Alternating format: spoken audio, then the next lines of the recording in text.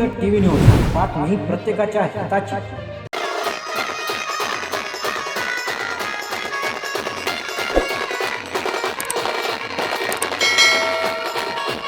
सांगली जिल्ह्यातील सुप्रसिद्ध वसंतदादा शेतकरी सहकारी साखर कारखाना येथे यंदाच्या गळीत हंगामाचा समारोप मोठ्या जल्लोषात करण्यात आला।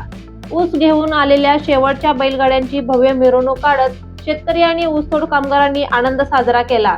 जास्तीत जास्त ऊस वाहतूक करून सर्वाधिक व्यवसाय केलेल्या 2 बैलगाड्यांचा विशेष सन्मान करण्यात आला।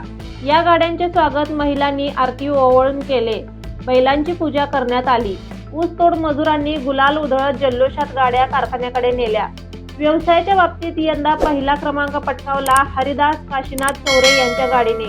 त्यांनी तब्बल 4 लाख रुपयांचा व्यवसाय करत अव्वल स्थान मिळवले, तर दुसऱ्या क्रमांकावर राहिले महादेव सुदाम आंधळे यांची बैलजोडी, ज्यांनी 3,90,000 रुपयांचा व्यवसाय केला।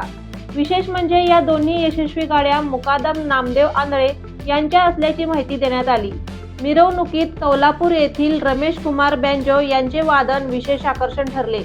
बँजोच्या सुरांनी वातावरण अधिकच रंगतदार झाले। मिरवणुकीत इतर मुकादम, ऊसतोड कामगार आणि त्यांच्या कुटुंबियांनी मोठ्या उत्साहात सहभाग घेतला। परंपरा, परिश्रम आणि सन्मान यांचा सुंदर संगम म्हणजे ही बैलगाड्यांची मिरवणूक। यंदाच्या गळीत हंगामाचा हा समारोप ऊसतोड कामगारांसाठी अभिमानाचा आणि प्रेरणादायी ठरल्याचे उपस्थित कामगारांनी सांगितले। अधिक अपडेटसाठी पाहत रहा जनहित टीव्ही न्यूज। जनहित टीव्ही न्यूज, बातमी प्रत्येकाच्या हिताची।